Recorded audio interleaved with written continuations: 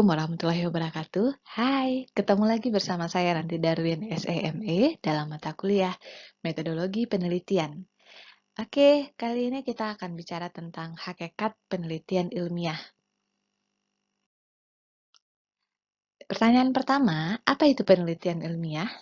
Nah, penelitian ilmiah ini merupakan suatu bentuk upaya penyelidikan atau investigation terhadap suatu pernyataan atau proposisi, hipotesis yang dijadikan sebagai jawaban sementara untuk suatu masalah. Untuk membedakannya dengan bentuk upaya penyelidikan lain, ada beberapa ketentuan pokok yang harus dipenuhi oleh pelakunya.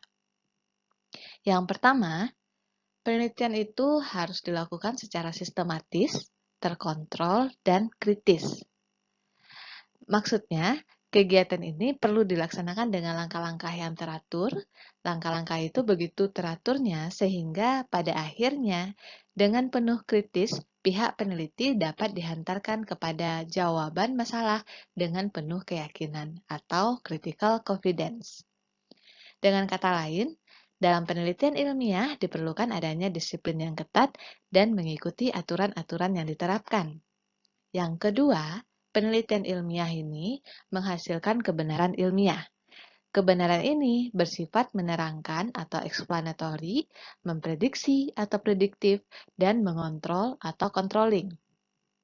Dengan kebenaran itu, dapat diramalkan peristiwa-peristiwa yang akan muncul dan karena itu kontrol dapat dilakukan. Nah, dalam penelitian itu terdapat berbagai jenis-jenis penelitian.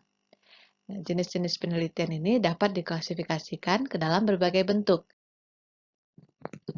Ada banyak klasifikasi yang dibuat oleh berbagai kalangan. Kali ini kita akan membaginya ke dalam berbagai klasifikasi. Yang pertama, klasifikasi penelitian berdasarkan manfaat penelitian, di mana pada bagian ini terdapat dua jenis penelitian. Yang pertama, penelitian murni, dan yang kedua itu ada namanya penelitian terapan. Penelitian murni itu merupakan penelitian yang manfaatnya karena penelitian ini biasanya dilakukan karena kebutuhan peneliti sendiri.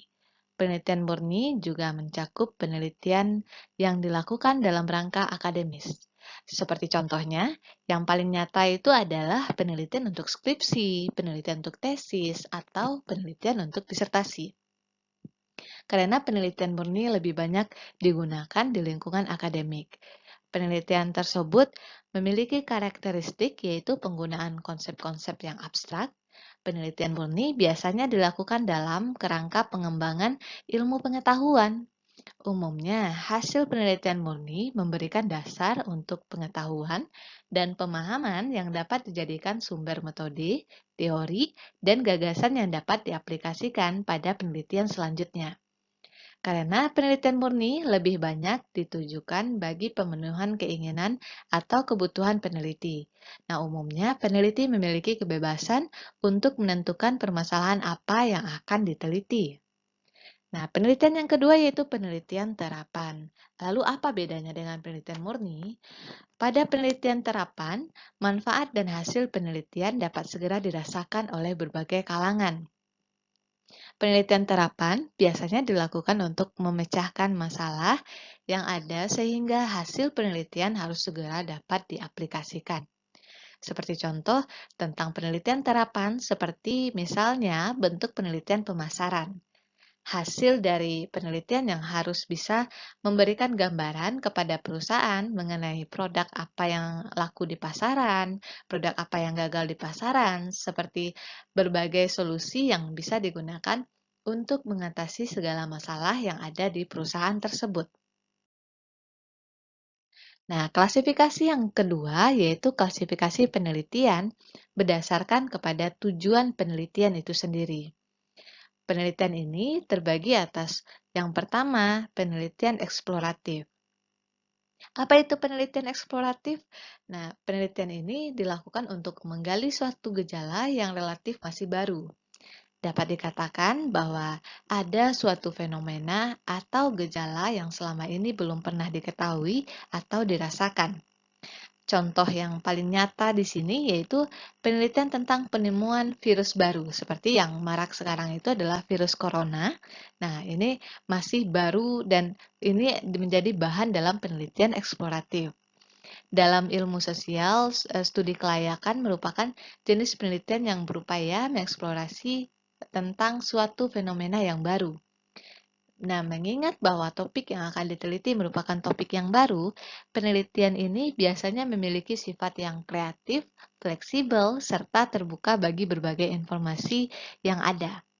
Biasanya, penelitian ini menghasilkan teori-teori baru, mengembangkan teori yang sudah ada dengan topik dan gejala yang baru, maka seringkali penelitian ini diidentikan dengan penelitian yang selalu menggunakan pertanyaan apa dan siapa dalam menggali sebuah informasi. Adapun tujuan dari penelitian eksploratif ini yaitu yang pertama mengembangkan gagasan dasar mengenai topik yang baru, yang kedua yaitu memberikan dasar bagi penelitian lanjutan. Jenis penelitian yang berikutnya yaitu penelitian deskriptif. Penelitian ini dilakukan untuk memberikan gambaran yang lebih detail mengenai suatu gejala atau fenomena. Hasil akhir dari penelitian ini biasanya berupa tipologi atau pola-pola mengenai fenomena yang sedang dibahas. Penelitian ini bisa juga dikatakan sebagai kelanjutan dari penelitian eksploratif. Kenapa demikian? Penelitian eksploratif telah menyediakan gagasan dasar sehingga penelitian ini mengungkapkan secara lebih detail. Penelitian ini diidentikan dengan penelitian yang menggunakan pertanyaan bagaimana dalam mengembangkan informasi yang ada. Lalu tujuannya buat apa? Itu yang pertama menggambarkan mekanisme sebuah proses dan yang kedua yaitu menciptakan seperangkat kategori atau pola. Nah, jenis penelitian yang terakhir yaitu penelitian eksplanatif. Penelitian ini dilakukan untuk menemukan penjelasan tentang mengapa suatu kejadian atau gejala itu terjadi. Hasil akhir dari penelitian ini adalah gambaran mengenai hubungan sebab akibat. Lalu, penelitian ini merupakan gambaran mengenai hubungan sebab akibat yang sering kali diidentikan dengan penelitian yang menggunakan pertanyaan mengapa dalam mengembangkan informasi yang ada. Tujuannya buat apa? Yang pertama itu adalah menghubungkan pola-pola yang berbeda namun memiliki keterkaitan. Dan yang kedua, menghasilkan pola hubungan sebab akibat. Nah, perlu Anda ketahui bahwa selama ini kita itu seringkali terjadi salah kaprah dalam menentukan jenis penelitian. Kita seringkali mengatakan bahwa penelitian yang kita lakukan adalah penelitian yang deskriptif analitis. Mengapa demikian? Karena kita sering beranggapan bahwa penelitian yang dilakukan adalah penelitian yang deskriptif analitis, yang beranggapan bahwa penelitian yang dilakukan selain memberikan gambaran atau deskriptif, juga berusaha menjelaskan antara gejala atau analitis. Kondisi ini sebetulnya tidak boleh terjadi lagi. Kita harus kembali pada apa yang sesungguhnya yang ingin kita lakukan dalam penelitian tersebut. Nah, seperti contohnya, kalau kita ingin menggambarkan sesuatu, penelitian kita adalah penelitian deskriptif. Jika kita ingin menjelaskan hubungan antar gejala, kita akan melakukan yang namanya penelitian eksplanatif. Namun, kalau kita ingin menggambarkan dan menjelaskan gejala tersebut, maka kita sesungguhnya melakukan penelitian eksplanatif. Pada dasarnya, di dalam penelitian deskriptif sudah terkandung penelitian eksploratif, karena kita hanya bisa menggambarkan pola suatu gejala jika gejala tersebut memang sudah tereksplorasi. Dengan demikian, dalam penelitian eksplanatif sesungguhnya juga sudah terkandung penelitian eksploratif dan deskriptif. Nah, sesungguhnya masing-masing jenis penelitian memiliki bobotnya masing-masing. Kini kembali kepada tujuan kita melakukan penelitian. Jika kita memang ingin melakukan penelitian yang mencoba memberikan gambaran saja, maka lakukanlah penelitian deskriptif. Atau jika memang gejala yang ada relatif belum diketahui atau merupakan fenomena yang baru, maka lakukanlah penelitian yang disebut dengan penelitian eksploratif. Berikutnya, klasifikasi penelitian berdasarkan dimensi waktu. Berdasarkan dimensi waktu, kita bisa membedakan penelitian menjadi penelitian cross-seksional dan penelitian longitudinal. Untuk membedakan antara keduanya, kita bisa menggunakan pertanyaannya, apakah penelitian yang kita lakukan akan membandingkan dengan penelitian lain yang dilakukan dalam waktu yang berbeda atau tidak. Jika jawabannya iya, kita bisa katakan bahwa penelitian tersebut merupakan penelitian longitudinal. Sedangkan jika jawabannya tidak, penelitian tersebut merupakan penelitian cross-seksional. Kita masuk ke pembahasan apa itu penelitian cross-seksional. Penelitian ini merupakan penelitian yang dilakukan dalam satu waktu tertentu. Penelitian ini hanya digunakan dalam waktu yang tertentu dan tidak akan dilakukan penelitian lain di waktu yang berbeda untuk diperbandingkan. Satu hal yang perlu diingat bahwa pengertian satu waktu tertentu tidak bisa hanya dibatasi pada hitungan seperti minggu, hitungan bulan, atau hitungan tahun saja. Tidak ada batasan yang baku untuk menunjukkan satu waktu tertentu. Akan tetapi, yang digunakan adalah bahwa penelitian itu telah selesai. Dengan demikian, seperti contohnya, bisa saja seorang melakukan penelitian di bulan Januari, kemudian karena ada keperluan yang mendesak atau hal-hal lain yang tidak bisa diprediksi, pada bulan Februari dan Maret ia kembali melakukan penelitian tersebut. Dan pada bulan April, ia kembali lagi ke lapangan untuk meneruskan pengumpulan data. Sekalipun penelitian mendatangi lokasi penelitian sebanyak 2 kali, ia tetap dikategorikan melakukan penelitian cross-seksional. Kenapa demikian? Karena konsep satu waktu tertentu dalam satu penelitian adalah yang digunakan untuk menentukan bahwa penelitian tersebut merupakan penelitian cross-seksional. Selanjutnya yaitu penelitian longitudinal. Penelitian jenis ini dilakukan antar waktu. Dengan demikian, setidaknya terdapat 2 kali penelitian dengan topik atau gejala yang sama, tetapi dilakukan dalam waktu yang berbeda. Perlu diingat bahwa tidak berarti jika ada 2 penelitian yang dilakukan dalam waktu yang berbeda dengan topik yang sama, selalu dikategorikan ke dalam penelitian longitudinal.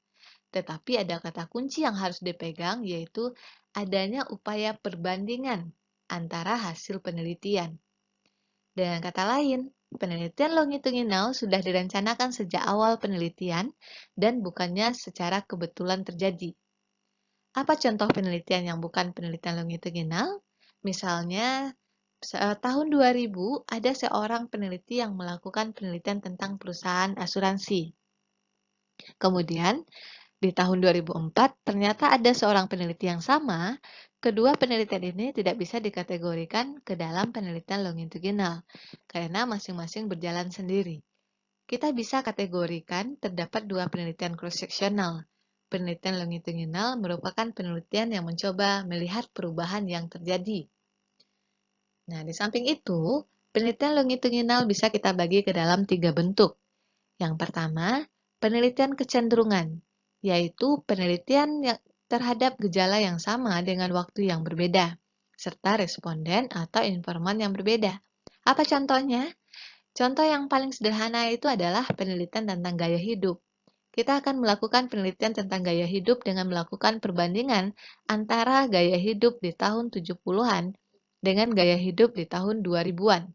Orang-orang yang diteliti bisa saja berbeda, tetapi secara gejala atau topik yang diteliti adalah sama.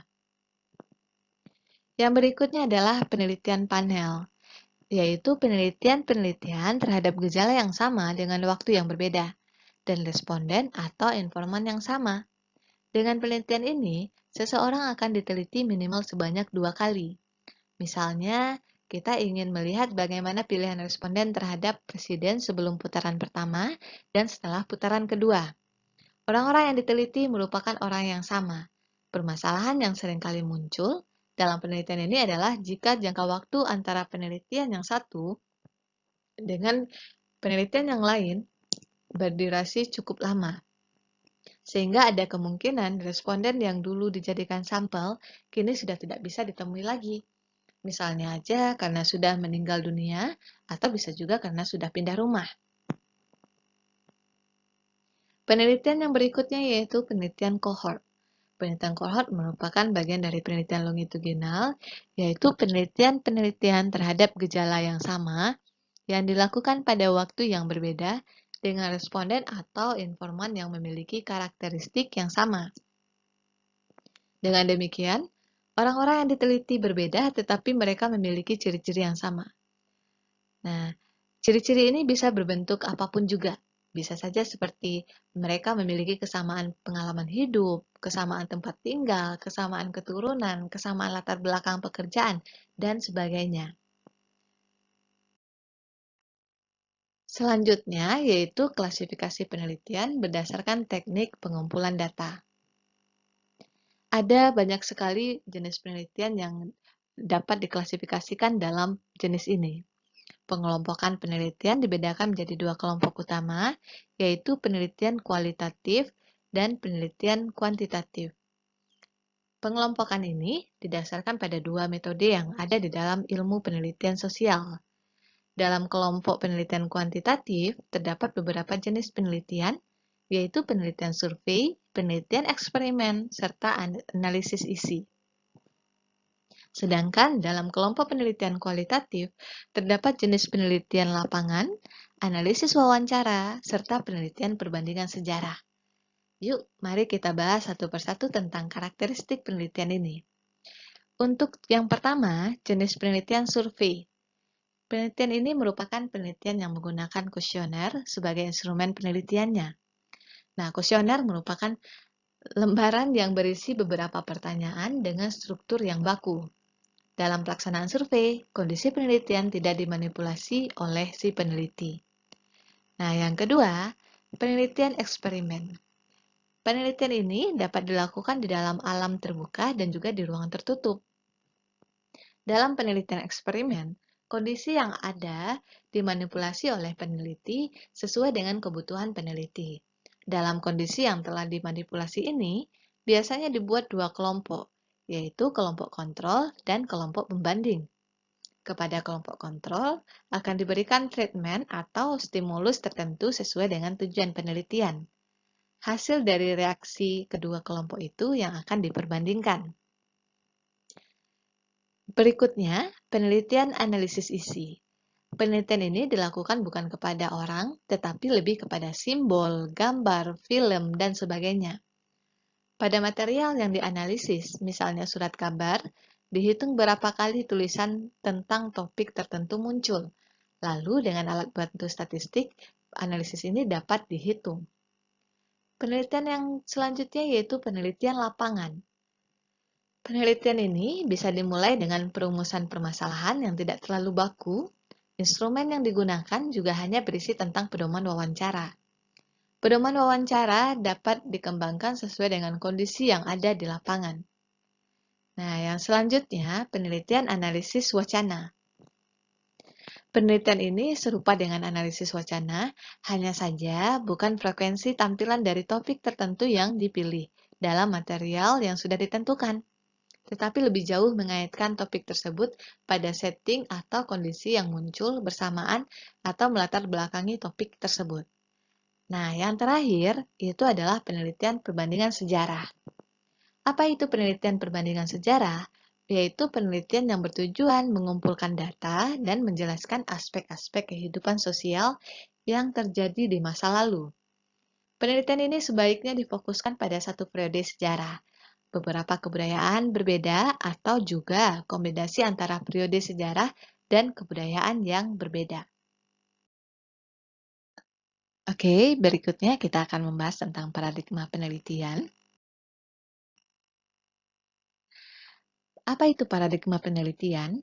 Paradigma ini seringkali diartikan sebagai kumpulan longgar tentang asumsi yang secara logis dianut bersama, konsep atau proporsi yang mengarah tentang cara penelitian.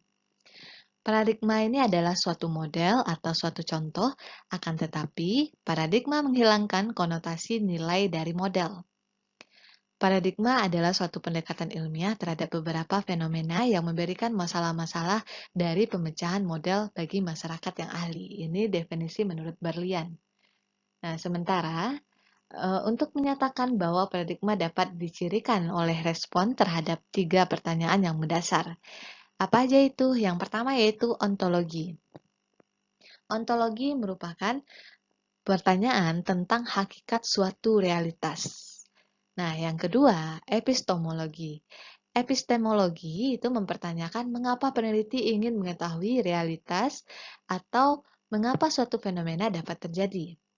Nah, yang terakhir itu namanya metodologi, di mana mempertanyakan bagaimana cara peneliti menemukan atau metode apa yang digunakan untuk menemukannya. Paradigma pada umumnya itu membantu memberikan definisi tentang apa yang harus dipelajari, pertanyaannya apa yang harus dikemukakan, bagaimana pertanyaan itu dikemukakan, dan peraturan apa yang harus dipenuhi dalam menginterpretasikan jawaban yang diperoleh, perbedaan paradigma yang akan mempengaruhi tujuan penelitian, aspek teoritis yang digunakan, dan pendekatan dalam membangun teori.